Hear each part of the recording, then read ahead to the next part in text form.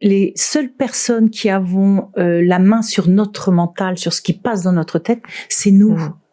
Donc, si vous êtes tout le temps là à chercher, à tourner en rond, etc., comme dit Sandrine, vous laissez pas la place à l'opportunité que des choses vous viennent. Et il est fondamental à un moment de dire stop, j'arrête. Vous avez votre mental, c'est des gros rouages, là, ça tourne, les pensées de Muriel qui disait « comment je vais aider ces jeunes, là, ça fait 15 jours que je suis sur eux, faut que je trouve une idée, tout ça. » Et en fait, l'intuition, c'est là-haut, on cherche à glisser une petite lettre avec une nouvelle idée dans ces rouages. Et si les rouages tournent trop, ça va tout déchiqueter, puis vous aurez rien du tout. Bienvenue dans cette nouvelle interview en studio du Média en 4K2. Aujourd'hui, je n'ai pas un invité, mais deux. Vous les voyez déjà à l'écran. Il s'agit de Sandrine Muller et Muriel Hermine. Bonjour à toutes les deux. Bonjour. Bonjour Kate. Je suis tellement heureuse de vous recevoir. Vous ne savez même pas combien. Vous êtes là pour parler de votre livre écrit à 4 mains, La sirène et le papillon, ou le chemin pour concrétiser ses rêves, publié aux éditions Le Lotus et l'Éléphant. Et toutes les deux, vous savez très bien quel est le cheminement qui amène à la concrétisation de ces rêves. Ensemble, on va parler des clés de la réussite, des freins aussi, et comment les surmonter. Mais avant, je vais vous présenter chacune votre tour. Alors pour la petite histoire, il faut savoir que Sandrine, je la suivais depuis quelques années avant de la rencontrer. Muriel aussi, je vous connais. Ah oui. Oui, parce que je vous suivais également. Alors j'étais plus jeune, hein, oui, mais j'ai suivi votre carrière et je dois dire que je suis aussi. C'est pour ça que je suis ravie de vous recevoir toutes les deux ensemble. Ça me fait vraiment quelque chose. C'est sincère, vraiment sincère. Merci beaucoup. Alors Sandrine, je vais rappeler que vous êtes guérisseuse, chamane, énergéticienne. Vous avez une chaîne YouTube qui compte 250 000 abonnés que vous venez tout juste de fêter là, alors qu'on enregistre cette émission. Donc, félicitations. Merci. Félicitations pour vos 100 000. Vous méritez bien plus. Merci. J'attends notre petit trophée là, juste au-dessus là. Je l'attends. Vous étiez venu il y a quelques mois nous parler de votre livre « Les 21 clés de reprogrammation », publié également aux éditions Le Lotus et l'Éléphant. Et puis, avant cela, je rappelle rapidement que vous avez travaillé pendant 10 ans dans le monde musical chez Warner Music, et puis vous êtes passé en tant qu'indépendante à vous consacrer à l'amélioration de meubles. C'est vrai. Avant ce cheminement qui vous a amené à qui vous êtes aujourd'hui. Muriel, oui. Vous êtes une ancienne grande sportive. Quel parcours! Vous avez été championne de natation synchronisée avec à votre palmarès, et vous me dites si je me trompe, 4 titres européens, 12 titres de championne de France, et vous êtes devenue championne du monde vétéran à l'âge de 52 ans en natation synchronisée, après avoir raccroché la compétition pendant quelques années. Ensuite, vous avez produit quelques spectacles, dont un qui a été très connu, très médiatisé, celui qui s'appelle Cirella. Oui. Et puis, aujourd'hui, vous êtes coach en entreprise, directrice d'une ONG qui s'intitule « J'ai un rêve ». Laquelle vous savez tout. Je sais pas si je sais tout. Et puis moi, je me souviens aussi de vous parce que je vous écoutais quand vous étiez animatrice radio sur Sud Radio. Oui, absolument. Pendant la période de... Exactement. C'est comme ça que c'est vrai. J'ai invité Sandrine à venir sur une de mes émissions et c'était un coup de cœur incroyable. Ouais, donc je comprends le vôtre, Kate. et c'était le début d'une belle aventure qui a mené justement à ce livre. Et vous allez nous raconter tout ça parce que effectivement, ce sont 2 univers différents, 2 parcours différents, mais finalement, ce livre, c'est le parfait mélange du pragmatisme au subtil, de l'alliance entre le monde visible et celui de l'invisible. Alors, comment la magie a-t-elle pu opérer entre ces 2 univers? Sandrine, je vous sens là. Vous avez envie de commencer? Eh bien, c'est très intéressant parce que justement, quand Muriel m'a interviewé à Sud Radio, on s'est rendu compte que la spiritualité se mélangeait avec le concret de la compétition en fait. On n'avait pas forcément les mêmes termes, mais on se retrouvait exactement au milieu sur les mêmes sujets. Et donc du coup, on a vraiment creusé au maximum au niveau de comment mettre les choses en place, comment visualiser tout ça. On s'est rendu compte qu'on faisait les mêmes choses. Et ce qui est très intéressant, c'est que je suis certes chamane et guérisseuse, donc sur ma chaîne YouTube, je donne des conseils de spiritualité, je donne des soins de groupe aussi ou des soins individuels.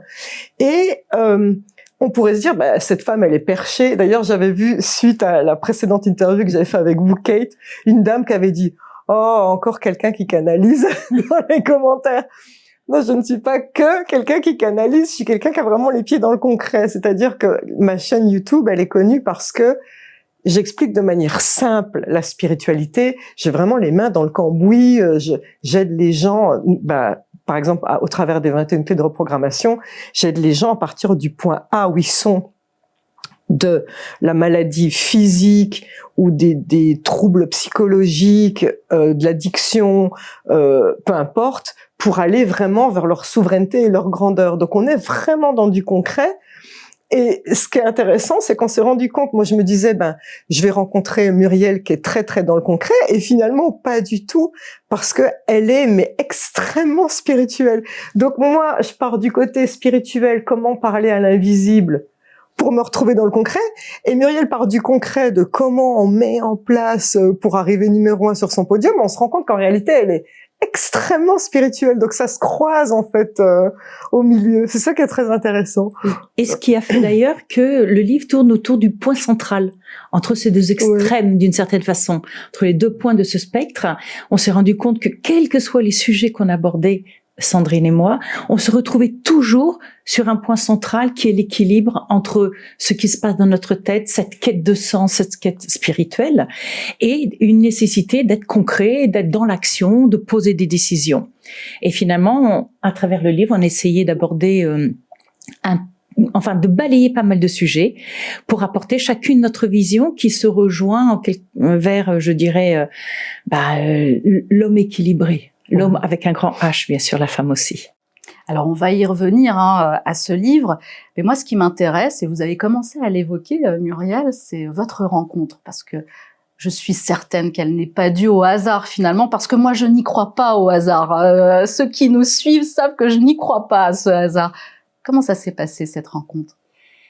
Cette émission que j'avais sur Sud Radio avait pour objectif d'inviter des personnes que je trouvais vraiment belles et riches. Et au début, bien sûr, j'ai assez collé à mon image, qui est donc la sportive, la performeuse, etc. Mais petit à petit, j'avais envie d'amener une autre dimension. C'était pendant le Covid. Oui, exactement. Bien sûr, elle a... De 2020 à 2021, non ? De 2020 à 2021. Et du coup, j'ai quitté Sud Radio pour monter ma chaîne YouTube, et j'ai continué sur la chaîne.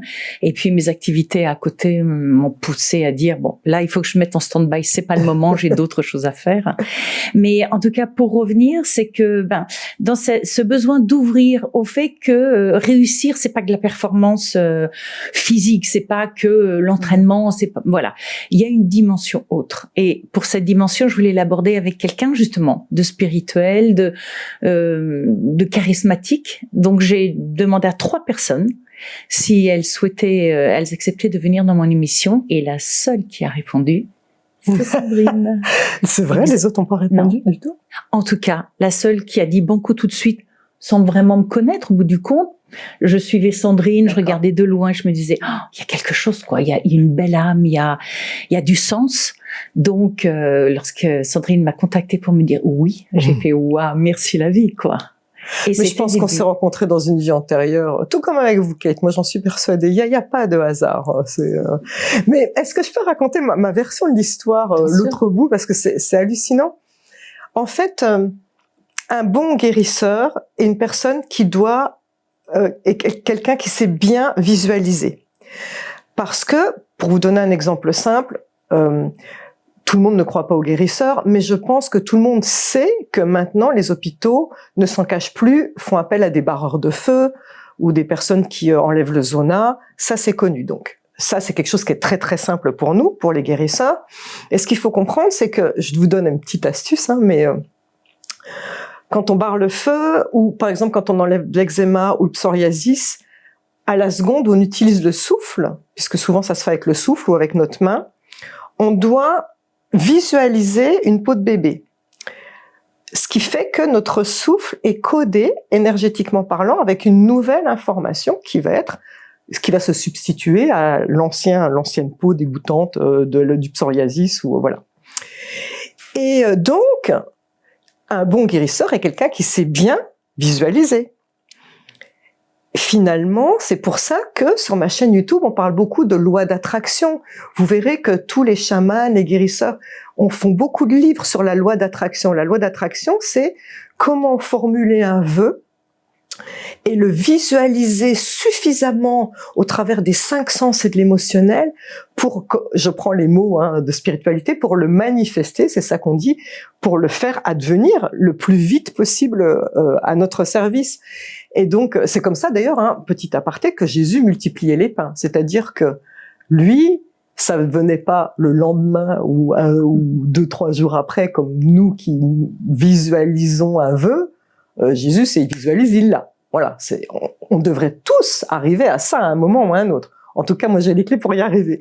Et donc, comme je suis très bonne en visualisation, je m'étais dit, mais les grands sportifs olympiques et mondiaux, ils sont tous au top physiquement. Donc, ce qui fait la différence, c'est la visualisation.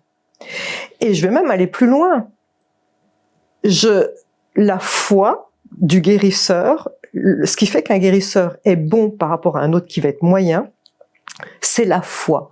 Mais la foi, je ne parle pas de la foi en Dieu. La foi, c'est cette conviction intérieure, inébranlable, que ce qu'on met en place est juste. C'est ce fameux « je sais ». C'est inexplicable, c'est « je sais » versus « je crois ». Les guérisseurs et pas on va y venir, Sandrine. Voilà. Vous êtes en train d'avancer dans l'interview, là, j'ai l'impression. Et on va y venir. Voilà. Mais c'est très intéressant parce que le guérisseur doit être dans « je sais » que ce que je mets en place est juste. Par exemple, j'ai recousu des placentas décollés, mais des centaines de femmes enceintes. Je vous donne pas de ma technique, mais il y a une visualisation qui va se superposer au placenta décollé, une visualisation de quelque chose de recollé, et c'est fait le lendemain. Donc, quand je le fais, je sais que c'est en place. Et c'est comme ça que ça fonctionne. Et donc, je m'étais dit, mais chez les grands sportifs, celui qui croit qu'il va gagner est foutu. Celui qui est numéro 1 est celui qui sait qu'il est numéro 1. Et celui qui est numéro 1, non seulement il sait qu'il va être numéro 1, déjà dès le départ, mais en plus, il a visualisé probablement comme nous on le fait les guérisseurs. Et donc, je me souviens que je m'étais dit, il faut absolument que je rencontre un grand champion ou une grande championne, parce que j'ai cette soif de les décortiquer et de savoir, est-ce que c'est vrai qu'on est sur cette longueur d'onde commune? Et donc, je fais ce vœu en bonne visualisatrice que je suis. Je fais ce vœu et je dis, OK, je visualise que je vais rencontrer un ou une grande championne. Voilà. Et dans la semaine, j'entends Muriel Hermine, que j'avais suivie moi aussi depuis toute jeune. Muriel Hermine voudrait une interview avec vous. Moi, j'ai fait merci. Voilà. Et on va y revenir à ce tableau de visualisation parce que vous en parlez à la fin du livre. Alors ce livre, vous l'avez amené. Alors il y a plusieurs aspects qui sont abordés. Bien sûr, on va pas tout dire parce qu'il faut aussi laisser la part de suspense aux futurs lecteurs. Mais ce qu'on peut dire, c'est qu'il a été amené sous forme de questions-réponses. Alors une question est posée par l'une d'entre vous, et puis l'autre rebondit, puis finalement c'est un échange, parce que chacune d'entre vous va poser une question, et vous allez en fait donner les clés en quelque sorte de la problématique. Comment vous avez réussi à surmonter telle et telle problématique? Pourquoi avoir choisi cette formule finalement de questions-réponses? Est-ce que c'est ce qui vous convenait le plus à toutes les deux? Alors oui, je pense, excusez-moi, nous avons choisi cette formule parce que on souhaitait inviter le lecteur quelque part presque dans notre salon, à partager à trois une discussion autour de thèmes très forts et importants dans la vie. Et c'était de dire, voilà, il participe d'une certaine façon, c'est quelque part presque les questions qu'il pourrait nous poser. Et le but était que, bien, si je pose une question à Sandrine, Sandrine me répond, et par rapport à sa réponse, je lui dis comment, de mon côté, ça résonne, si ça résonne ou pas, pourquoi, et à la fin, on termine chaque chapitre par justement des conseils très concrets, très structurés. Une synthèse finalement. Oui, une synthèse, exactement. On est toujours dans le côté pragmatique aussi. On l'est mais ça, c'est vous qui l'avez amené, Muriel, ce côté-là. Parce que vraiment, c'était on est un vraiment échange très concrètes toutes les deux. Ouais. On était totalement en phase sur la façon de le concevoir, de l'écrire, et finalement, on souhaitait que ce soit un partage. Et quelque part, cette formule était intéressante parce que c'est pas on choisit un sujet, Sandrine donne son avis, je donne le mien et on ferme le chapitre. J'avais envie aussi d'approfondir ce qu'il se passe dans la tête de Sandrine et elle de la même façon aussi. Donc nos histoires aussi. Et nos histoires. Et les histoires des personnes qu'on a aidées, toi les personnes que t'aides via ton association, et moi les personnes qui m'ont consulté. Ouais. C'était important d'élargir aussi. Mais finalement, ce livre, il a été fait comme une conversation réelle, c'est-à-dire que à Sud Radio, quand tu m'avais interviewé, ou même après quand on se parlait, on rebondissait sans arrêt. Mais c'est pour ça que mais du coup ça résonne chez moi parce que mais oui, mais toi, en fait il y a tout ça y est, on est parti. Au revoir, Kate. Voilà, c'est comme ça que les choses se sont faites finalement. Et effectivement, c'est vrai que et moi je disais mais tiens. Ce sujet-là, il va falloir qu'on l'aborde à un moment ou à un autre. Ça m'intéresserait de savoir ce que tu en penses, Sandrine. Tu te souviens? Et donc, du coup, il n'y a plus qu'à écrire derrière. C'était fluide. Voilà. Il y a une fluidité, je pense, dans ce livre qui permet de l'aborder en ayant le sentiment qu'il n'est ni trop perché, ni trop basique, sportif, compétition. Oui, ça s'adapte à tout le monde, ça c'est sûr. Alors oui, effectivement, c'est un livre où on retrouve beaucoup de conseils, vos vécus aussi, vos témoignages, mais on retrouve aussi beaucoup l'esprit combatif et sportif de Muriel, associé à l'esprit de Sandrine, beaucoup plus spirituel, connecté. Non pas que vous ne soyez pas connectés, bien au contraire, parce que c'est un mélange. Et moi, le constat que j'ai fait, c'est que toutes les deux, vous avez des âmes de guerrières. Ah ouais, je crois que... Oui, non, mais ça oui. On devait rien. être des Amazones dans une vie antérieure. Mais parce que tout le long de ce livre, c'est ce qui ressort vraiment. Et c'est là où vous vous rejoignez finalement. L'esprit combatif, là, il est là. On va droit au but. Est-ce que c'est ce que vous avez toujours fait dans votre vie? Alors Muriel, peut-être, parce que moi j'ai revu en plus une de vos interviews il y a pas très longtemps. J'ai regardé celle que vous aviez, vous en souvenez sans doute, celle chez Thierry Ardisson pour présenter votre spectacle et tout. Et on voit que déjà très petite vous étiez. Oui, mais ça, quand on grandit en faisant du sport de haut niveau, le sport structure l'individu. Il lui apprend à s'inscrire dans la durée, dans la combativité bien sûr, mais la persévérance, le courage. Donc, quand vous grandissez avec ces valeurs-là, forcément, quand vous quittez le sport, elles sont ancrées en vous. Et si j'ai réussi à créer des grands spectacles qui ont fait le tour du monde, puis mon association aujourd'hui, c'est parce que je fonctionne de la même façon, quel que soit l'univers vers lequel je vais. Et vous, Sandrine? Vous, la vie aussi, ça a été un... Oui. Moi, ce que j'aime chez Muriel, c'est ce côté rouleau compresseur. C'est j'avance, j'y vais, il y a un rythme et elle ne lâche rien. Et c'est vraiment... D'ailleurs, on a le même signe, ce qui n'a rien à voir. D'ailleurs, c'est pas caractéristique du signe, mais c'est très intéressant. On est les deux vierges. Je savais pas que les vierges pouvaient avoir cette caractéristique-là. Mais j'ai un peu ce côté guerrière dans le sens où chez les guérisseurs, on doit être capable d'exorciser, on doit être capable de regarder le mal en face, les entités négatives. Et d'ailleurs, même pour le cancer en stade 4, c'est un combat de l'ombre contre la lumière parce que dès que je posais les mains sur une personne qui avait un cancer en stade 4, mon corps se figeait instantanément. Et en fait, ce que je comprenais, c'est que l'ombre chez la personne venait complètement me coloniser, et donc mentalement, je faisais rien sur la personne, je bougeais et je disais à l'ombre, non, ça marche pas comme ça, regarde-moi bien. Là, je bouge, tu viens pas chez moi, c'est moi qui mets de la lumière chez toi. Et donc, en fait, en tant que guérisseuse, je suis très habituée à regarder l'ombre en face. C'est un peu comme un combat de boxeur. Vous aurez remarqué que les boxeurs, ils se jaugent sur le ring avant le départ. On en revient à je sais, je crois. Celui qui sait qui va gagner, et celui qui va gagner. Celui qui croit qu'il va gagner, il est foutu. Et le combat est joué à ce moment-là. Le reste, c'est que du show. Et ben, c'est pareil quand on se retrouve face à l'ombre. On ne peut pas être un bon guerrier de lumière, on ne peut pas être un bon guérisseur, mais on ne peut pas être un bon dans tous les domaines si on n'a pas ce regard de l'œil du tigre. Souvenez-vous de Rocky, hein, les films. Ce regard de l'œil du tigre de « regarde-moi bien, je sais ce que je fais. » D'accord? Donc, je lâcherai rien. Et ça, c'est vraiment important. Et c'est quelque chose que j'ai retrouvé chez Muriel aussi. C'est, OK, tu vois, j'ai une voix. Oui, on peut échouer. On en parle de l'échec. Et c'est sûr qu'on échoue tous à un moment. Comment on gère cet échec? Pour autant, on est toujours dans son je sais et on continue d'avancer. Ça, c'est important. Alors, justement, sur la notion d'échec, vous l'abordez. Elle est très importante, cette notion d'échec, parce que finalement, en France, je ne sais pas si c'est particulier à la France, moi, c'est ce que j'ai observé, en tout cas, c'est que la notion d'échec est toujours très mal perçue. Or, c'est par les échecs qu'on grandit, qu'on avance, quand on veut bien les regarder en face, surtout, et apprendre.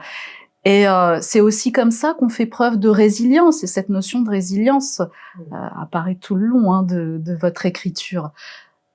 Pourquoi c'est important de regarder en face l'échec et de savoir rebondir et d'apprendre? Parce que vous en avez, on en vit tous finalement des échecs. Oui. Ce serait faux de dire j'ai jamais eu d'échec. Je pense que l'échec nous révèle à nous-mêmes. C'est-à-dire que il va réveiller en nous ce qu'on ne veut pas voir. Bien sûr, quand vous réussissez, que vous êtes dans la victoire, vous ne vous posez pas de questions. L'ego est tellement heureux de recevoir toutes ces fleurs, cette reconnaissance. Ce qui est donc, on ne se remet pas en question dans la victoire, jamais. En revanche, c'est la défaite qui nous amène à nous demander mais pourquoi ai-je échoué? Et un des très grands échecs de ma carrière sportive a été de ne pas monter sur le podium aux Jeux Olympiques et de terminer 4e. Et pourtant, Kate, je vous promets, j'avais coché toutes les cases. Je m'étais entraînée comme il fallait. Je m'entraînais 7 heures par jour à l'époque pour monter sur le podium. Et au bout du compte, il m'a manqué 2 centièmes de points pour être sur la 3e place. Ouais. Et du coup, je me suis dit, mais pourquoi? Et c'est là que commence l'enseignement de l'échec. Pourquoi ai-je échoué? Qu'est-ce qui s'est passé? Qu'est-ce que j'aurais pu faire autrement qui aurait changé finalement le résultat? Et bon, maintenant, il y a quelques décennies entre cet échec et ma vie d'aujourd'hui, mais c'est la plus grande leçon que la vie m'a donnée. Je pense que l'échec de Séoul a fait ce que je suis aujourd'hui et mon engagement dans le social, dans l'humanitaire, etc. Il y a aussi un autre aspect, parce que moi, je vous ai entendu dire que 1 an avant les Jeux Olympiques, vous envisagiez déjà d'arrêter. Mais oui. Mais tout le monde vous poussait. L'équipe sportive, le staff sportif, votre famille, et que finalement, en quelque sorte, vous vous accordiez pas ce droit-là de dire stop, il fallait y aller. Et c'est peut-être ça. En fait, en le disant, je me suis dit, mais elle prend conscience que peut-être c'était cette volonté intérieure, je sais pas. Enfin, aujourd'hui, bon, on peut spéculer sur plein de choses. Oui. Enfin, certaines personnes aiment aller au bout du bout, et par épuisement, finalement, changent ou quittent un environnement. L'année juste avant Séoul, les Jeux Olympiques, je venais de gagner 3 titres de championne d'Europe, en plus dans mon pays, donc devant le public français, ma famille, les médias. Et à cette compétition-là, Kate, Sandrine, vraiment, j'ai touché mon étoile. C'est-à-dire que j'ai trouvé l'équilibre parfait entre 1800 heures de travail dans l'année pour 3 minutes 30 de performance. Et là, je me suis dit, cet accomplissement, cette plénitude intérieure, je veux la garder à jamais, je veux m'arrêter là. Et le problème, c'est que quand je suis rentrée à la fédération et que je leur ai dit j'arrête, bien sûr, un mur s'est dressé devant moi. Et j'ai été amenée à me dire, qu'est-ce que je fais? Est-ce que je vais là où je sens que c'est bon pour moi, ou est-ce que je vais là où les autres veulent que je sois? Et finalement, la pression était tellement forte que j'ai continué et qu'au bout du compte, il y a eu l'échec. Et une des leçons de Séoul a été que j'ai pris conscience que on dit que dans la vie, il y a deux écoles. Une école qui dit qu'on a toujours le choix, et une école qui dit qu'on n'a jamais le choix. Eh bien, moi, maintenant, je suis intimement convaincue qu'on a toujours le choix, y compris celui de ne pas choisir et de laisser les autres choisir de notre vie à notre place. Et cette leçon a été tellement forte que je n'ai plus jamais donné le pouvoir des autres sur ma propre vie.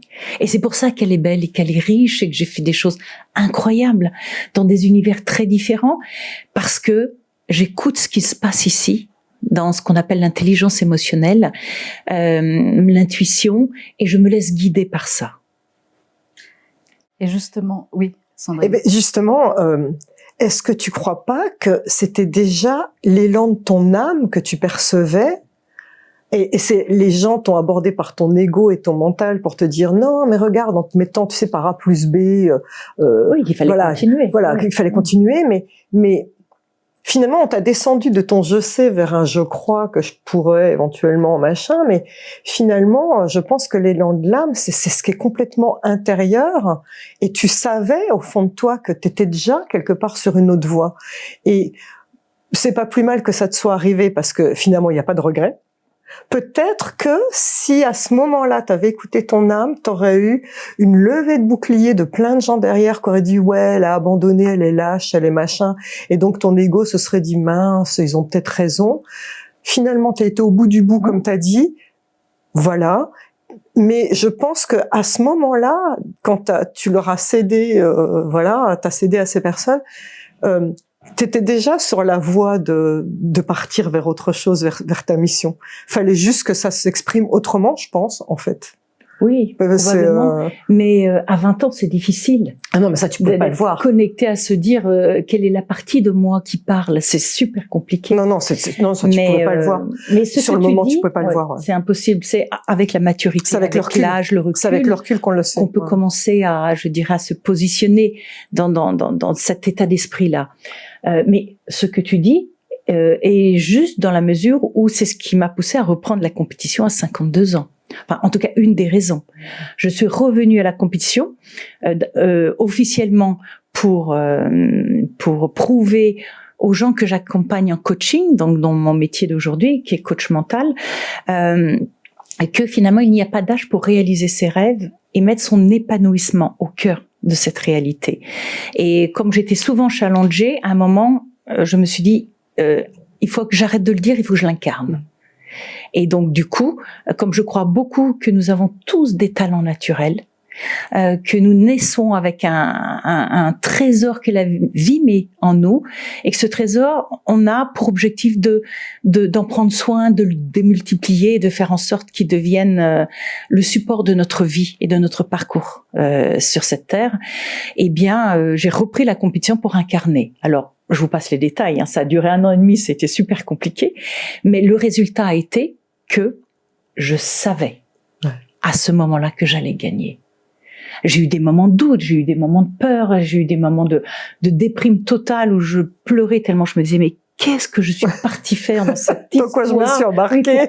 Mais le pourquoi, ne l'oubliez pas. Le pourquoi est très important dans la vie parce que c'est la source première qui nous met en action. Et souvent, une fois que le pourquoi nous fait prendre conscience de quelque chose. Et ensuite, les décisions nous mettent en action. Et quand nous sommes dans l'action, nous finissons par oublier mais pourquoi j'ai bougé? J'étais finalement pas si mal. Parce que quand on est en chemin, le chemin peut être compliqué. Mais en tout cas, quand je suis arrivée à la compétition, alors vraiment, c'est un sentiment incroyable quand vous savez que c'est votre heure, que c'est là, c'est l'instant de grâce. Oui. Moi, j'ai revu justement ces images en préparant cette émission. Et Sandrine parlait tout à l'heure du regard de l'œil de tigre, et on le voit dans vos yeux. Non, mais... Vous avez toujours eu, en fait, pourquoi vous m'avez marqué? Voilà, je vous le dis, parce que vous avez toujours eu cette conviction affichée, comme ça, dans le regard, dans la posture. Et c'est pour ça, peut-être, que vous avez frappé les esprits, parce que je suis sûre que là, aujourd'hui, beaucoup de gens vont se souvenir de vous. Ah, mais oui, mais je la reconnais, Muriel. Voilà. C'était, vous aviez un regard, une présence, une prestance incroyable. Oui. Oui, c'est ça. Et alors, si je peux rajouter quelque chose, parce que c'est la recette du succès aussi, de mon point de vue à moi, que Muriel a. Tu me coupes si je me trompe, mais Muriel, elle a je sais, elle a cette posture de ce regard vers son objectif, elle ne lâche rien.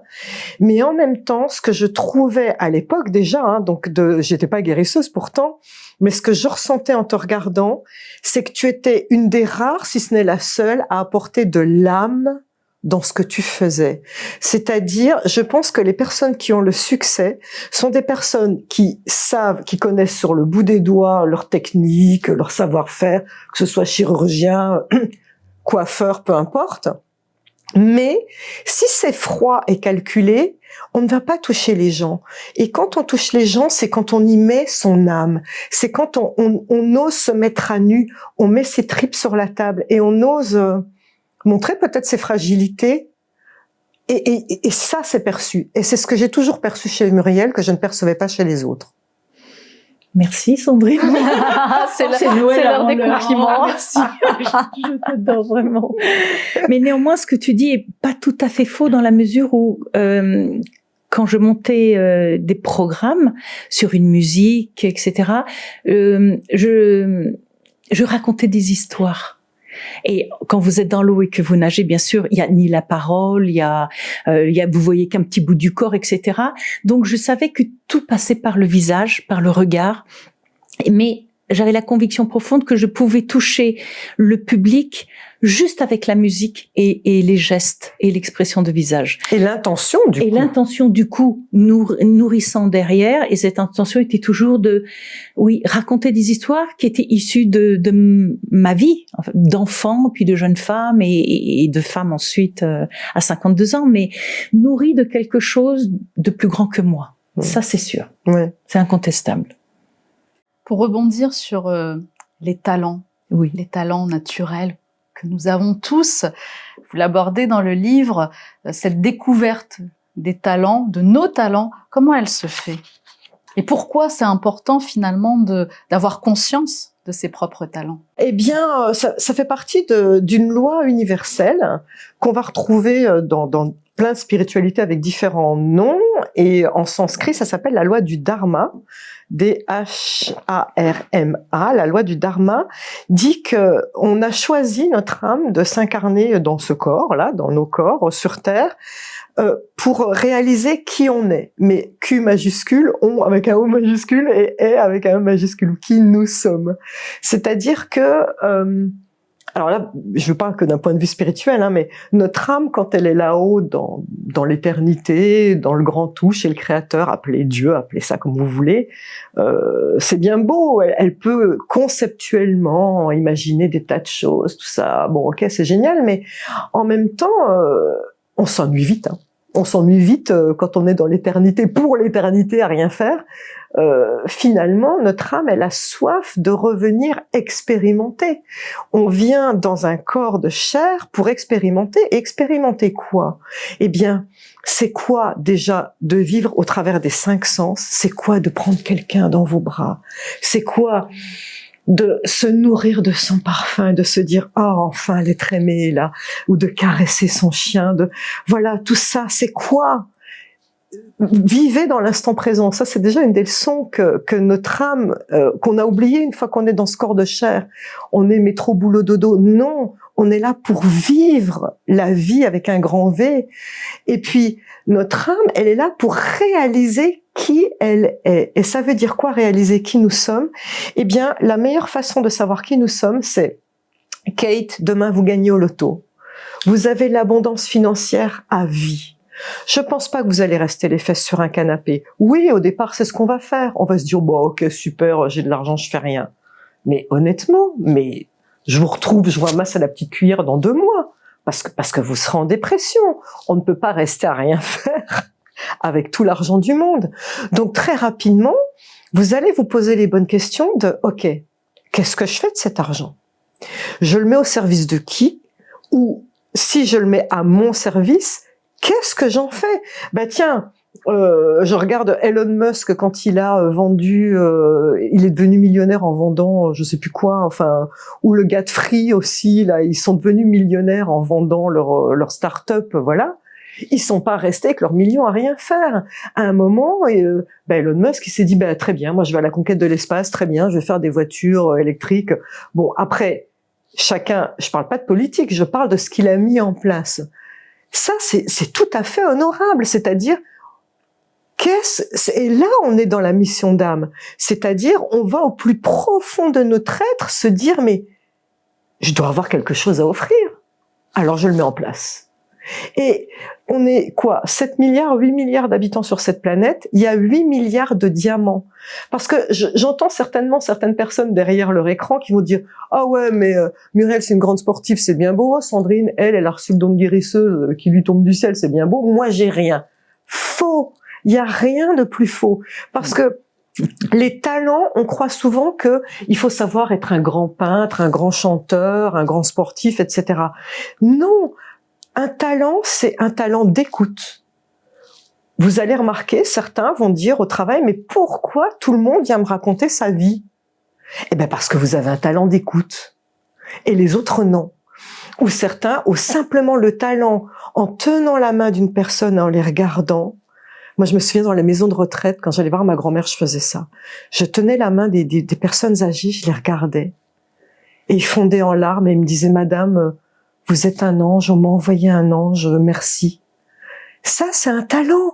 Donc, on a tous des talents.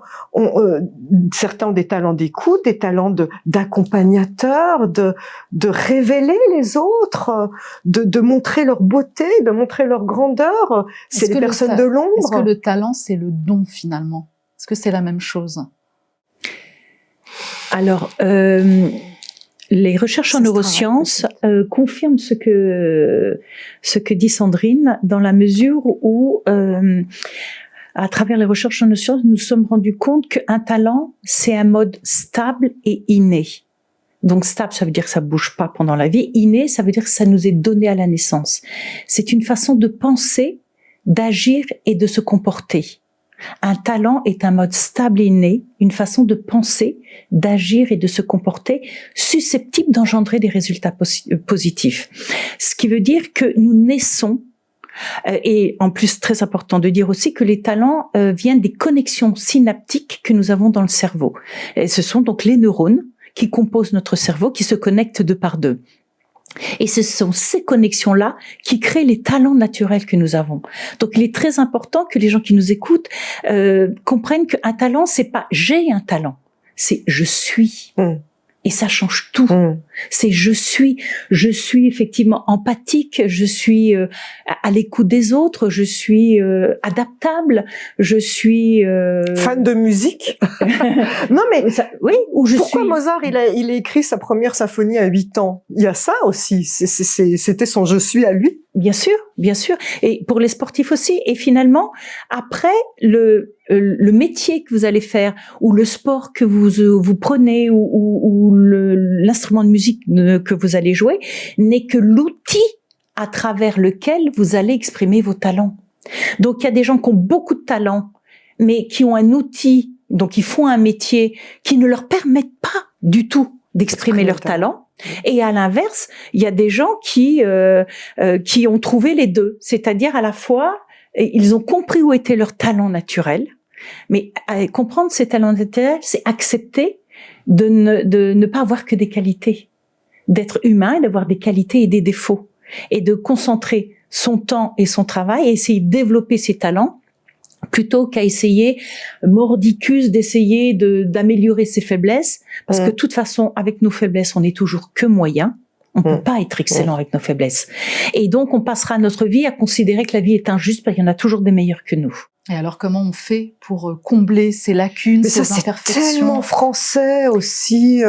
Vous trouvez pas? En France, faut qu'on soit bon partout. Mais l'éducation, elle est faite comme ça. En plus, je trouve qu'elle est mal faite, l'éducation française. C'est, on coupe toutes les têtes qui dépassent. Hein. C'est, faut qu'on soit bon partout. Et donc, on cultive ce travail sur tes faiblesses plutôt que de mettre en avant les talents. Je peux d'autant plus en parler que j'ai étudié une année en université aux États-Unis et j'ai trouvé là cette façon de faire extraordinaire parce qu'en université, par exemple, si tu fais un major, donc une maîtrise en physique, par exemple, mais que tu as un talent de peinture, de chanson et tout, tu avais le droit de faire des unités en université qui t'amenaient à ton diplôme en faisant de la musique ou de la sculpture ou du théâtre ou que sais-je. Et je trouvais ça mais extraordinaire parce que du coup on se retrouvait avec des gens complets. Tu vois ce que je veux dire? Absolument. Et on n'a pas du tout ça en France. Et on en revient d'ailleurs à l'histoire de l'échec qu'on disait tout à l'heure. Aux États-Unis, tu dis, je vais monter ma boîte, je vais faire un super projet, un spectacle qui va s'appeler Cirella, tout ça. Aux États-Unis, on te dit, way to go, man, vas-y, allez, super, on est avec toi, génial. En France, mais on va dire, quoi? Mais tu vas te planter, mais tu rigoles, mais je pense ça que saurait c'est ce que vous avez subi, Muriel, en mais plus. C'est fou, c'est vraiment franco-français ce truc. Donc on doit déployer plus d'efforts en France qu'ailleurs, que dans le reste du monde, pour être dans son je sais et pouvoir mettre son talent en place en fait.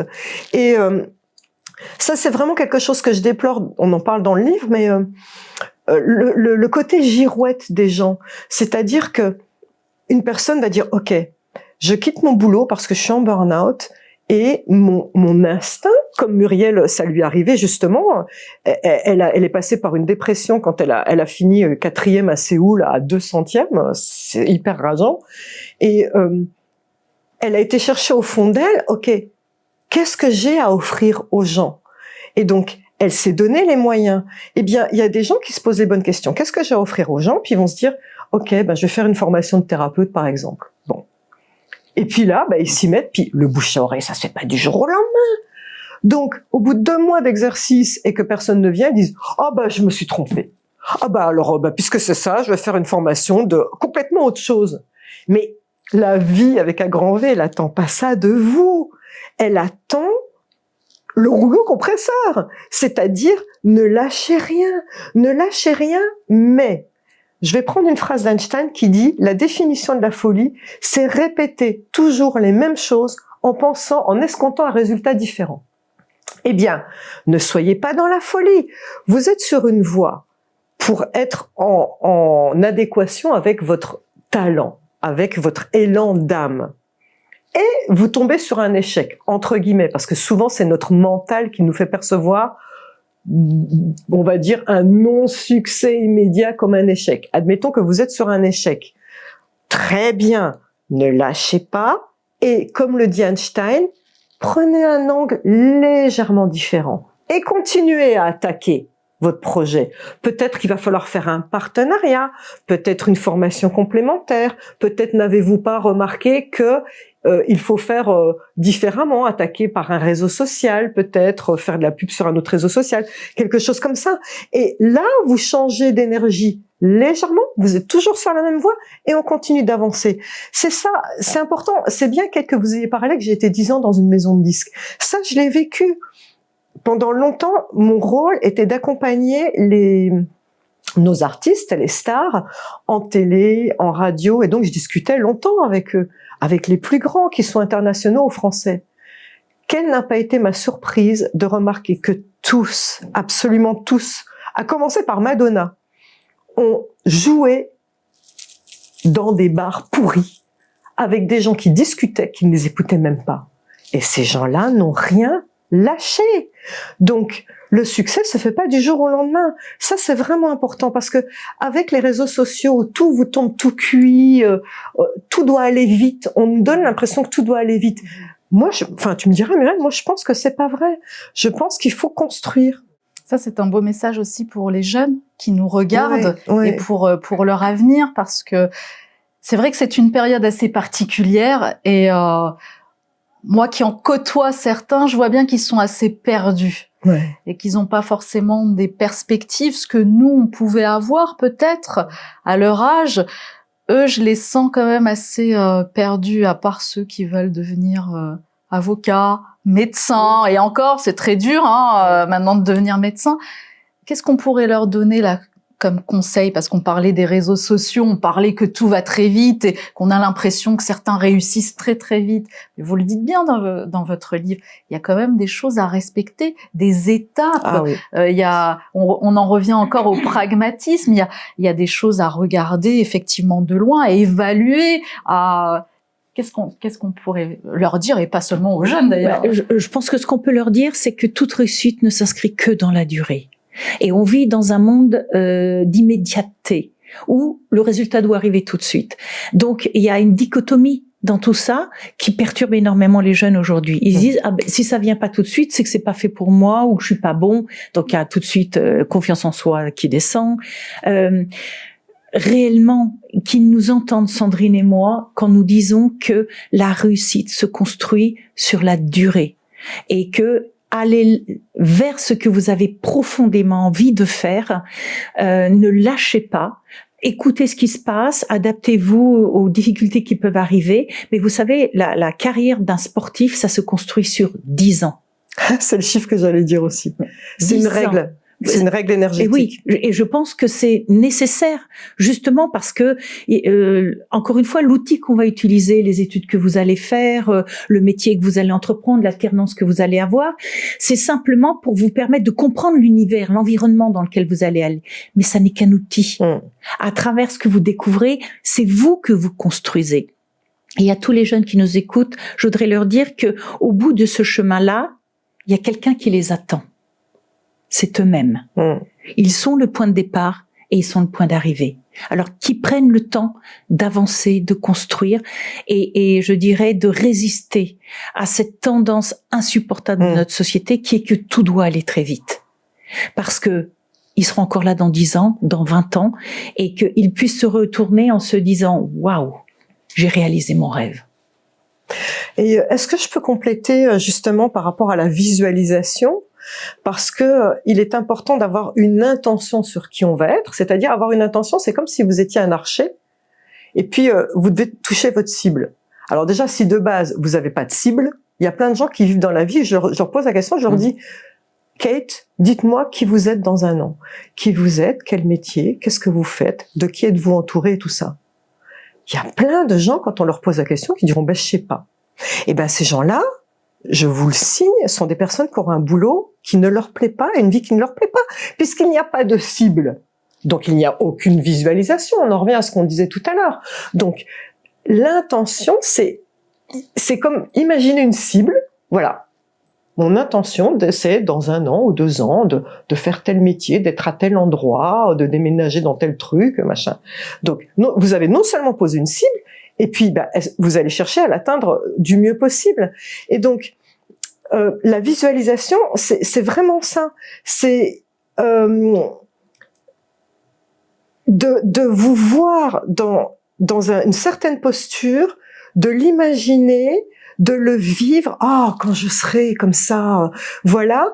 Et c'est votre objectif à long terme. Et faites confiance à la vie, à l'univers, pour vous mettre des gens sur le chemin. Et il y a rien de pire que la personne qui va commencer une visualisation. Donc, je reprends l'exemple de Jésus qui multipliait les pains comme ça. Il avait une visualisation immédiate. Bon. Plus on va être fort en visualisation, plus c'est rapide. Je vous parlais des placentas que je reposais du jour au lendemain. Mais on va dire une personne lambda qui n'a pas l'habitude de visualiser, elle peut visualiser à 6 mois, à 1 an. C'est-à-dire que si elle fait son tableau de visualisation et qu'elle dit, moi, dans 1 an, je serai à tel endroit, j'aurai changé de tel métier, il va m'arriver ça, ça, ça. Bien sûr que ça va leur arriver. On vous donne des clés dans le livre. Mais voilà où je voulais en arriver par rapport aux girouettes. C'est que la visualisation, ça se construit. C'est-à-dire, c'est un peu comme si vous construisez un ballon à l'hélium, vous le dessinez avec ce que vous voulez et vous l'envoyez là-haut. Et puis là-haut, il y a l'invisible, alors appelez ça comme vous voulez, Dieu, votre ange gardien, des guides, je ne sais pas, qui sont chargés de préparer dans l'invisible ce que vous avez demandé et de vous l'amener. Or, si on fait la girouette, je viens de dessiner mon beau ballon avec ce que je veux pour moi, voilà, j'ai décrété que je serais thérapeute, j'envoie ce ballon. Puis au bout de 2 semaines, je fais « Ah, ça arrive pas, oh, ben je laisse tomber ». Et je refabrique un nouveau ballon. Donc là, j'ai un truc qui flotte dans le ciel, qui est en train de se manifester, qui sert à rien. J'en refais un autre. Je le renvoie. 2 secondes après, ou 2 semaines après, je me re-agace parce que ça marche pas, ainsi de suite. Mais vous avez envoyé je ne sais pas combien de ballons dans le ciel qui servent à rien. Parce qu'ils peuvent même pas vous revenir. Vous n'y pensez plus, vous ne créez rien. La constance est vraiment importante. Vraiment, vraiment.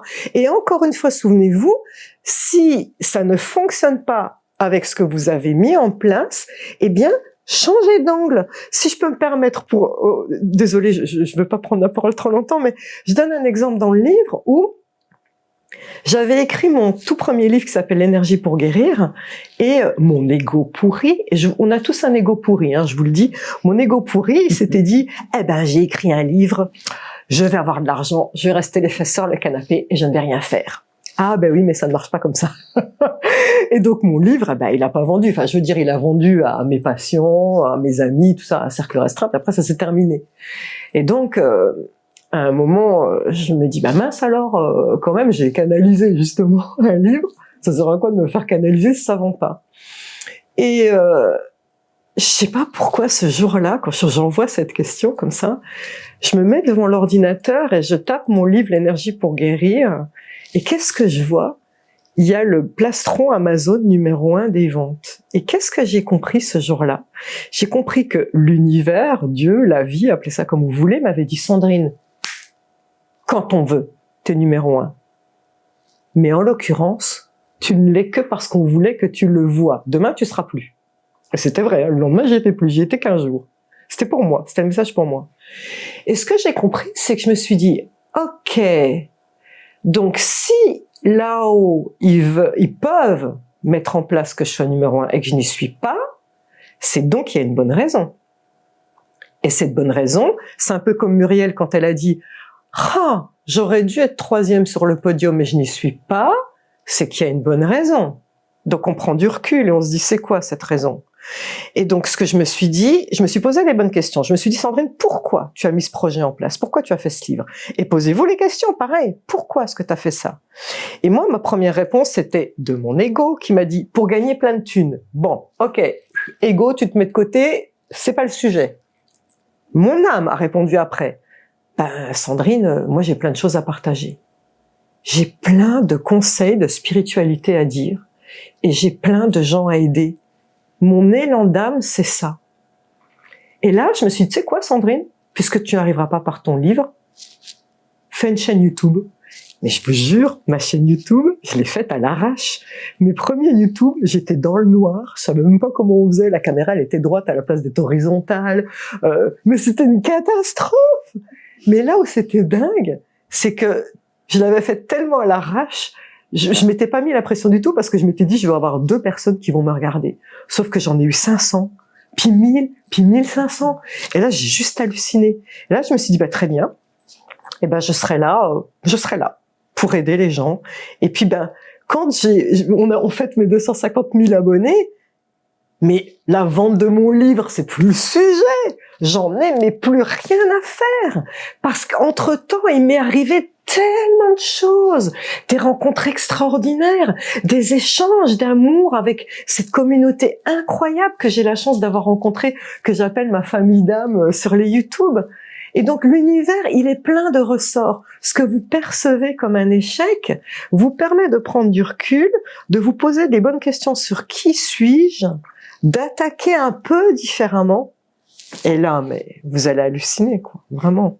Alors vous évoquez de se poser les bonnes questions, la constance aussi dans ses projets, dans sa visualisation. Mais est-ce que tout ça n'a pas finalement un rapport avec la foi?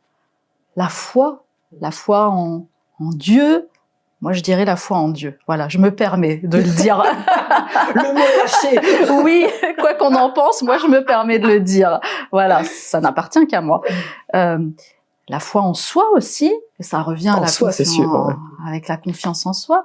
Parce que c'est abordé, la foi. Et d'ailleurs, je crois que c'est Sandrine qui commence à poser la question, je sais plus. On a parlé de notre vision de la foi. Et je crois que oui, il est fondamental de croire en quelque chose. Peu importe, chacun prend ce qu'il veut, il voit intérieurement, mais nous avons besoin de quelque chose de plus grand que nous, qui nous tire vers le haut. C'est incontestable.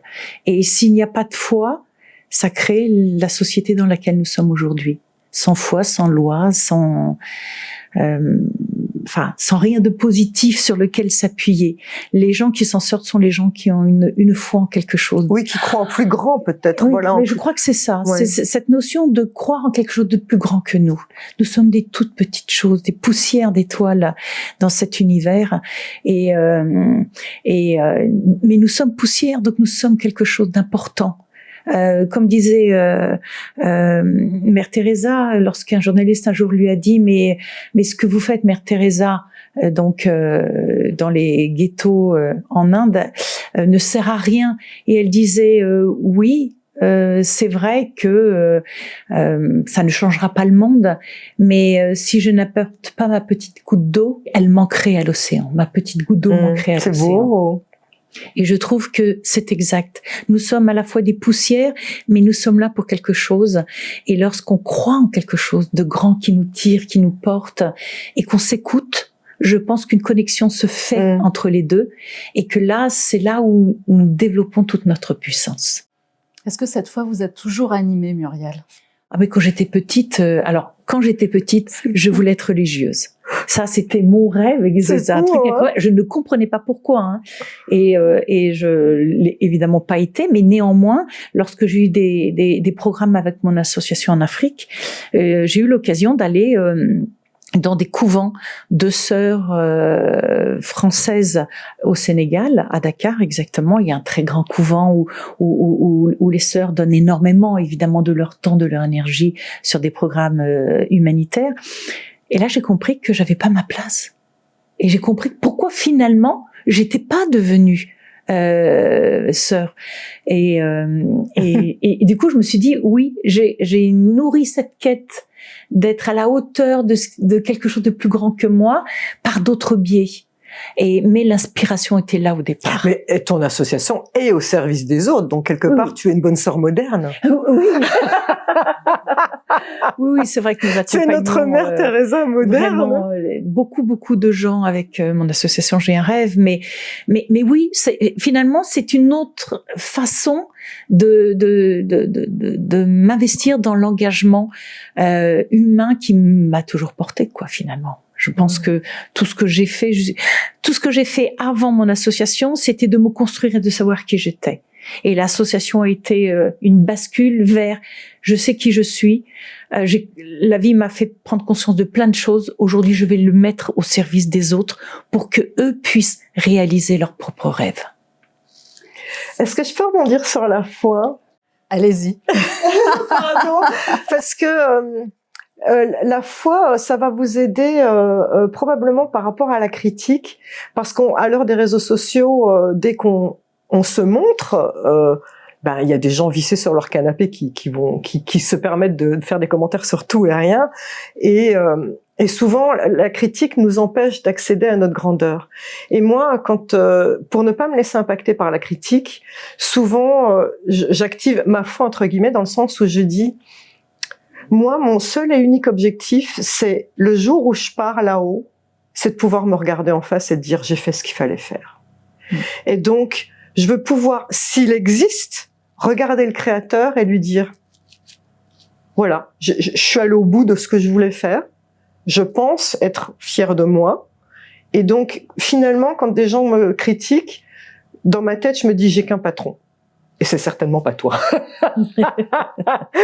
C'est quelque chose de plus grand. Voilà. Et donc, c'est une forme de foi, quelque part. Voilà. Et puis, je voulais dire autre chose en tant que guérisseuse. Je ne consulte plus en particulier, mais j'ai regardé un jour en changeant de téléphone, j'avais 6800 contacts, donc c'était des personnes que j'avais soignées, et ça c'était les personnes que je voyais de manière récurrente, donc je pense qu'il y a au moins 10 000 personnes qui sont passées entre mes mains, et donc je peux créer une espèce de statistique par rapport à ça, et j'ai remarqué la chose suivante. Les personnes qui étaient par exemple en dépression profonde, en burn-out, dans une maladie très très grave et tout, je testais leur foi, c'est-à-dire je testais ces personnes pour savoir s'ils croyaient en autre chose. Alors autre chose, ce qu'on veut, la réincarnation, est-ce qu'ils croyaient aux anges, est-ce qu'ils croyaient en quelque chose de plus grand, ou des fois les gens disent « Ah, le hasard m'a fait venir chez vous ». J'adore quand ils disent ça, on sait qu'ils croient en autre chose. Mais ce que je veux dire, le fameux « il n'y a pas de hasard ». Et bien j'ai remarqué la chose suivante. Les personnes qui croient en autre chose, quel que soit ce qu'on met derrière, se soignent 1000 fois plus vite que les personnes qui ne croient en rien. Moi, je me souviens qu'à l'époque, mes parents sont des bons 68ards athées. Et moi, comme Muriel, j'ai toujours cru en Dieu depuis toute petite. Et un jour, j'avais dit à mon père, papa, qu'est-ce qui se passe quand on est mort? Il m'avait dit, bah rien, on te met dans un trou et t'es bouffé par des vers. Et là, c'était juste, ça n'avait pas de sens pour moi. C'était totalement inconcevable. Je savais, et d'ailleurs, j'ai eu une enfance assez compliquée, comme Muriel, d'ailleurs, on en parle. Et je parlais avec, quelque part, l'ami imaginaire, mais je me suis très vite rendu compte que je parlais avec mon ange gardien. Et ça m'a permis de grandir et de sortir de ces abus, de ces trucs-là. Donc finalement, les personnes qui se disent on finit dans un trou et on est bouffé par des vers, il n'y a pas de perspective. On se croit petite fourmi, toute puissante, capable d'agir sur notre destin que nous-mêmes. Et donc, du coup, on ne travaille qu'avec l'ego. Et c'est dur psychologiquement parce que faut de la ressource, quoi, quand même. Alors que quand on ouvre la perspective en se disant tiens, tu sais quoi, là, je vais laisser faire le hasard. Tiens, comme quand j'avais dit, voilà, je voudrais rencontrer un grand champion ou une grande championne. Je sais qu'on va me l'amener. Je vais laisser faire le hasard. J'avais fait ça. J'avais ouvert. Voilà. J'avais ouvert la perspective et c'est arrivé. Donc voilà, c'était juste un message. Bien sûr, chacun fait le tri. Chacun prend ce qu'il veut. Mais je trouvais important de témoigner sur ce sujet-là. Et chacun son libre arbitre. Chacun son libre arbitre. Bien sûr. C'est important, ouais. Mais pour rester sur la foi, est-ce que la foi nous permet de faire la distinction, et là je sais que Sandrine vous allez aimer parce que depuis tout à l'heure vous commencez à nous en parler, est-ce que ça nous permet de faire la distinction entre la croyance et le savoir? Parce que vous dites dans ce livre que celui qui croit est plus faible que celui qui sait. Qu'est-ce que ça signifie? Même si vous avez commencé à nous donner des petites bribes d'informations tout à l'heure, qu'est-ce que ça signifie? Eh ben, Kate, pour reprendre l'exemple, imaginons que vous n'avez jamais mangé de fruits de la passion. Volontairement, je ne parle pas de Dieu. Vous n'avez jamais mangé de fruits de la passion. Je vous en montre un, pas très beau, hein, on est d'accord. Je le coupe en deux, encore moins beau, des pépins un peu verts, jaunes, gluants. Et donc vous vous dites, ah, c'est un peu ragoûtant hein, avec votre ego. Et Muriel et moi, ainsi que tous les gens que vous aimez, vont vous dire, si Kate, c'est délicieux. Vous allez donc développer ce qu'on appelle une croyance. Vous allez dire, ok, les mots que vous allez dire, c'est, ok, bah je crois qu'un fruit de la passion, c'est bon. Maintenant, ce fruit de la passion, vous allez le déguster. Vous allez donc faire l'expérience que c'est bon. Plus jamais de votre vie, vous utiliserez le mot « je crois ». Vous passerez de « je crois », qui est un concept qui vient de l'extérieur, à « je sais », puisque j'en ai fait l'expérience. Et quand on vit « je sais », on est indéboulonnable parce qu'énergétiquement parlant, on est 1000 fois plus fort que je crois. C'est comme si je vous disais, Kate, vous me racontez que vous avez eu le coup de foudre pour telle personne. Comment savez-vous que c'est un coup de foudre? Vous allez me dire, mais Sandrine, ça ne s'explique pas. Arrêtez, les gens c'est s'imaginer des choses là. Le je sais est intérieur. Le je sais ne s'explique pas. C'est comme ça et c'est tout. Donc dans le regard du tigre, le je sais est 1000 fois plus fort que le je crois.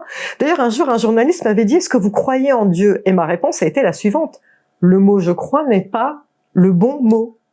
Et je ne peux pas vous l'expliquer. C'est juste je sais, point de suspension. Et je n'ai pas pu expliquer autre chose que je sais. C'est-à-dire j'en ai fait l'expérience, c'est une expérience personnelle. Et peut-être que le je sais par rapport à sa foi, Muriel, est totalement différent, tout comme le vôtre. Et ce n'est pas questionnable, voilà, c'est personnel. Et vous, Muriel, j'aimerais avoir votre avis sur ça. Quand vous êtes devenu coach, par exemple, en entreprise, est-ce que pour vous, c'était je sais être coach, je sais, voilà, je le vis intérieurement. Oui, mais pour passer l'étape de je suis, ça, au début, de par mon parcours, je m'en sentais pas capable. Je me disais que je ne serais jamais à la hauteur. En plus, j'ai coaché des grands chefs d'entreprise, de multinationales françaises, donc le top management. Et à chaque fois, je me disais, mais jamais je ne serai à la hauteur de les accompagner, etc. Et il a fallu que je travaille énormément sur moi, énormément, pour trouver cette confiance de dire, mais si je sais qu'au fond de moi, je suis capable. J'ai pas fait les mêmes études qu'eux, puisque moi j'ai arrêté mes études à l'âge de 15 ans. Donc je suis une décrochée scolaire. C'est d'ailleurs, je pense, pour ça que j'accompagne beaucoup de jeunes décrochés du système scolaire aujourd'hui. Mais donc du coup, ce manque de diplôme, ce manque de reconnaissance scolaire est allé forcément me chercher à un moment donné. Il a fallu travailler dessus, mais pas travailler en essayant. Ah oui, j'ai eu un diplôme, un master de coaching, mais néanmoins, j'ai pas le bac, j'ai pas le parcours cursus habituel qu'on peut attendre. Mais j'y suis arrivée, et quand je suis arrivée et que j'étais confrontée à ces grands patrons, ces grands chefs d'entreprise, je me suis rendu compte ô combien j'étais beaucoup plus riche qu'eux à l'intérieur, parce que j'avais expérimenté tout ce dont je parlais. Que eux étaient beaucoup dans le concept, la théorie, le mental en quelque sorte. Moi, je pouvais leur apporter quelque chose de concret et de tellement fort qu'à un moment donné, ils disaient bon, on va essayer quoi. Et quand on essaye, on apprend, et quand on apprend, eh bien, on prend conscience des choses. C'est là que le talent dont on parlait au début ne peut pas que rester talent, c'est-à-dire le talent par l'expérimentation devient compétence. Absolument. Et c'est là que le je sais est indéboulonnable, parce que le talent, quand on va à la recherche de notre talent, il y a un je sais intérieur un peu petit, une petite flamme intérieure, toute timide, qui se fait un peu bastonner par l'ego, le fameux Muriel qui disait mais pour qui es-tu, pour qui te prends-tu pour oser ceci, je serais pas capable face à ces grandes personnes. C'est l'ego qui éteint votre petite flamme. L'ego ou le syndrome de l'imposteur, parce que les vous deux, en parlez. L'ego, c'est le syndrome de l'imposteur. Oui, c'est ça, les deux sont liés. Hein. Ouais, ça va on peut ensemble. pas les dissocier. Et donc, plus on va travailler son talent, l'expérimenter, en faire l'expérience tous les jours, et donc ça devient automatique finalement, plus on a indéboulonnable en fait, c'est ça le truc. Donc c'est finalement ce que font les grands sportifs, répéter. Oui, parce que c'est quand même important, et surtout pour la jeunesse qui nous écoute aujourd'hui, que le talent ne suffit pas. Et oui. Le talent doit être associé au travail, à la durée. On en a suffisamment parlé, du temps nécessaire pour construire quelque chose. Trouver le courage de remettre son travail tous les jours, dans la régularité, etc., qui va faire qu'à un moment donné, waouh, ça va être le feu d'artifice. Mais un talent sans travail ne mène nulle part qu'à des frustrations. Il faut impérativement associer les deux. Le talent, le travail, le temps, être patient, ça aussi, c'est une des clés. Voilà, la constance, la foi et l'intuition. Alors, dans tout ça, comment vous l'utilisez, l'intuition? Comment ne pas se laisser... comment faire la distinction, finalement, entre l'intuition, son ego peut-être, ou son mental? Eh oui. Comment on arrive à distinguer les deux? Alors, je viens de vivre une expérience qui était très intéressante avec mon association. C'est-à-dire que je viens de terminer un programme d'accompagnement des allocataires du RSA sur le nord de la France. Et par exemple, dans les promotions que j'ai accompagnées avec mon équipe de J'ai un rêve, on avait à peu près 20% de personnes qui sortaient de la rue, dont des gens qui sont restés entre 3 ans et 25 ans dans la rue. Ça donne une idée de la souffrance et la misère qu'il y a derrière. Eh bien, le programme s'est terminé et je sentais bien que il fallait quelque chose de plus, mais je pense que j'étais fatiguée, je n'arrivais pas à sentir ce qu'il fallait. Donc j'ai eu un moment là d'espace très désagréable où vous êtes dans un espèce de vide où vous vous dites il manque quelque chose, mais je ne trouve pas. Et j'étais là et je me disais, mais comment se fait-il que je n'ai pas l'intuition de ce qui serait bien derrière? Parce que mon mental avait bien dit, il faut les accompagner sur le long terme, des choses concrètes, mais ça suffit pas. Il manquait, comment vous dire, l'essence, il manquait l'énergie derrière pour porter ça. J'ai attendu très sincèrement un bon moment parce que je l'ai senti venir que cet accompagnement n'était pas suffisant. Et ça fait quelques semaines que je me disais, mais qu'est-ce que je vais proposer à mes partenaires qui va permettre d'accompagner cette population? Et j'attendais 48 heures. Tout est arrivé. Tout est arrivé, c'est-à-dire que quand ça vient pas forcément de vous, c'est intéressant d'écouter aussi ce qu'il y a autour de soi. Parce que les gens vous amènent des propositions, des suggestions. Le fameux hasard, exactement. Et j'étais là et je disais, mais je comprends pas, moi qui d'habitude sais bien comment amener les choses, là je me sens vide, je me sens inerte. Et 48 heures. Tout m'est arrivé, mais avec une congruence, une logique. J'ai fait, mais ouais, c'est ça. J'avais plus qu'à écrire la suite du programme que je présente demain, justement, pour 2025. Et tout est cohérent. Et quand j'en parle autour de moi, tout le monde me dit, mais c'est génial. Et j'ai fait, waouh, merci, quoi. Parce que t'es restée ouverte. Mais si t'étais restée fermée avec ton mental, t'aurais pas du tout... Et c'est pour ça que c'est super important. On n'a pas la réponse à toutes les questions que nous nous posons. Il est très important de rester ouvert à l'environnement et de se dire, ça va arriver à un moment et ça va arriver au bon moment. Et là, tout d'un coup, tout s'est développé et tout est en train de se déployer. On en revient encore à la patience. Ouais. Mais oui. Et si je peux apporter mon côté spirituel par rapport à l'intuition, l'intuition aussi, c'est lié à l'inspiration. Et inspiration, c'est in spirit, l'esprit qui vient à l'intérieur de nous. Et donc l'intuition est cette espèce de canal avec l'invisible, avec notre moi supérieur. Et donc notre moi supérieur ou notre ange gardien, ou le créateur, peu importe, en tout cas, quelque chose de plus grand que nous. Nous-mêmes, on ne sait pas ce que c'est, vraiment, l'être humain, je veux dire, on n'a pas d'idée, mais on sent qu'il y a un canal, quelque chose de plus grand que nous.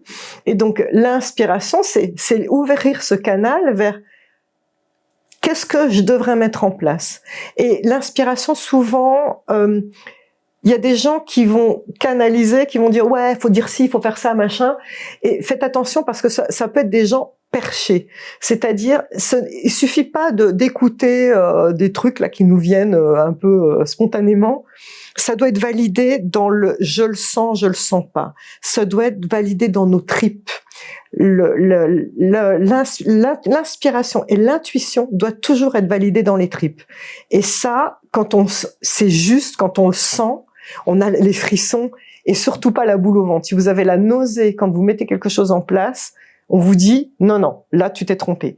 Et donc pour vous expliquer spirituellement c'est quoi l'intuition, c'est vous avez votre mental, c'est des gros rouages là, ça tourne, les pensées de Muriel qui disait comment je vais aider ces jeunes là, ça fait 15 jours que je suis sur eux, faut que je trouve une idée, tout ça.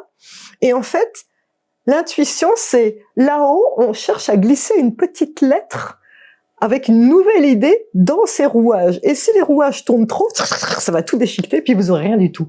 Donc, souvent, quand on cherche l'intuition, le mieux, c'est de lâcher prise. Et dire, ma phrase, c'est de me dire, tu sais quoi, Sandrine? Il y a rien qui te vient, laisse tomber. Je dirais aux gens qu'il y a rien qui vient.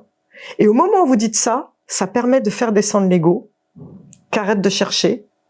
Tout le monde se calme, plus de rouage, et là, la lettre, elle peut passer. Et ça, c'est important parce que je parle aux jeunes, par exemple, par rapport aux examens, ça a été prouvé scientifiquement. Sachez que notre cerveau est scindé en 2 hémisphères, l'hémisphère gauche et l'hémisphère cartésien, l'hémisphère du mental, justement, de l'ego, et l'hémisphère droit et l'hémisphère émotionnel, et l'hémisphère qui est connecté au guide.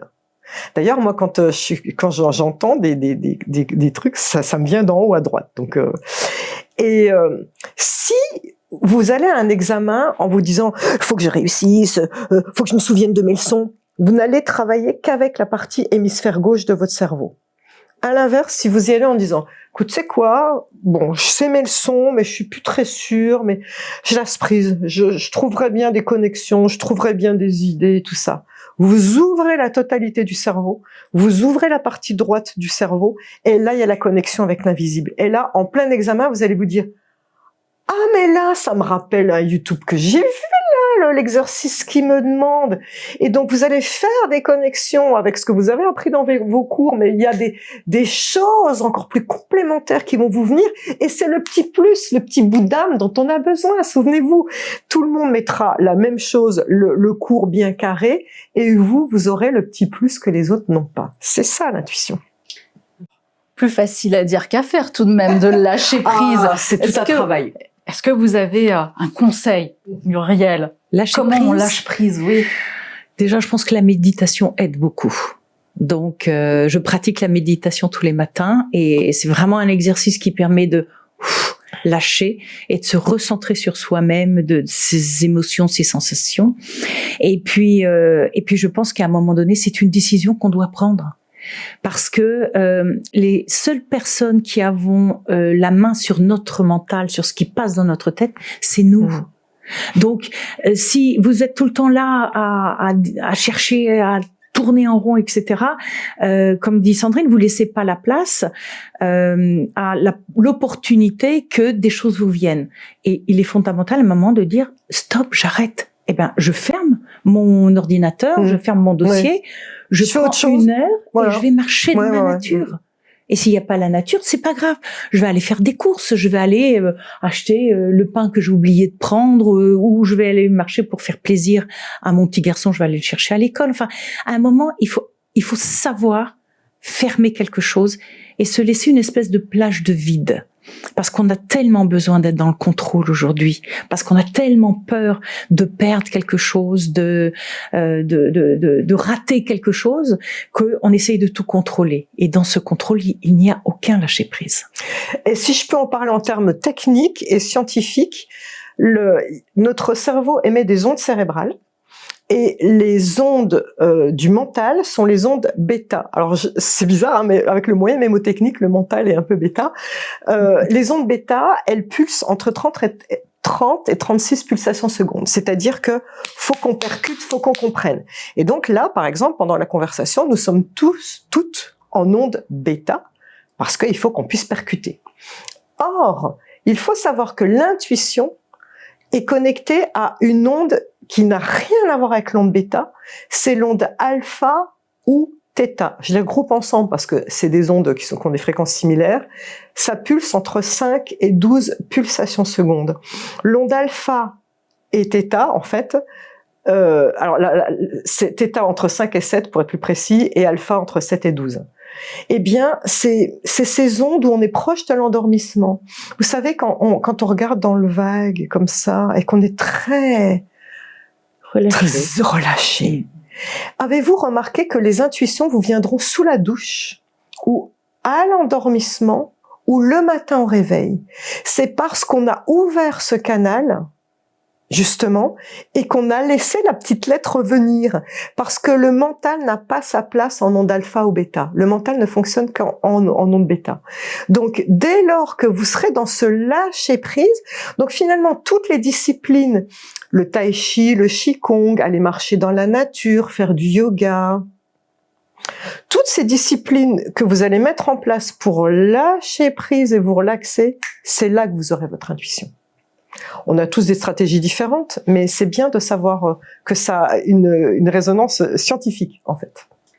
Alors, on va devoir terminer parce que je vois que l'heure avance et je sais que Muriel, vous avez un rendez-vous juste après. Alors, je vais pas vous mettre en retard, mais juste pour terminer, vraiment en quelques mots, si vous deviez donner un conseil aux spectateurs qui nous regardent pour retrouver son pouvoir créateur, ce serait lequel? Par quel biais? Comment on fait? Là, je pose la question à toutes les deux. Je sais comment dire la même chose. Ne laissez personne vous dire qui vous êtes et croyez en vous. Ah ben, non mais je rêve.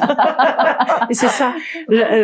Moi, il y a un conseil, c'est ayez foi en ce que vous êtes et ce que vous êtes venu faire sur cette terre. Et j'ai envie de rajouter que nous n'avons personne à sauver que nous-mêmes. Oui. Et que il est donc important de comprendre que c'est en se concentrant sur ce dont nous avons besoin, ce que la vie nous apprend, qui nous permet de grandir, et parce qu'on va être bien et heureux, on va pouvoir rayonner autour de nous. Et beaucoup de gens se sentent mal, sont malheureux et se tournent vers les autres pour les aider en pensant que ça va régler leurs propres problèmes. Mais non, ils ne font que projeter sur les autres leurs propres souffrances. Donc, ne pas oublier, nous n'avons personne à sauver que nous-mêmes. Et nous sommes le point de départ de notre aventure. Donc, il n'y a plus qu'à. C'est magnifique. Merci beaucoup pour cet instant magique. Wow. On aurait pu prolonger encore cet instant encore longtemps, mais je pense qu'on a dépassé 1 heure. Mais là, je vois l'heure, je me dis, on va vous mettre dans l'embarras tout de même là. C'est pas très beau. Je vous remercie infiniment, Muriel, infiniment, Sandrine. Je rappelle le titre de votre livre, La sirène et le papillon, ou le chemin pour concrétiser ses rêves. J'espère vous revoir très vite, toutes les deux, pour un autre projet. Plaisir. Voilà, je vous le souhaite en tout cas. Et puis, je vais vous inviter à signer notre livre d'or, si vous êtes d'accord. Avec grand plaisir. Merci beaucoup. Merci, Ken. Merci.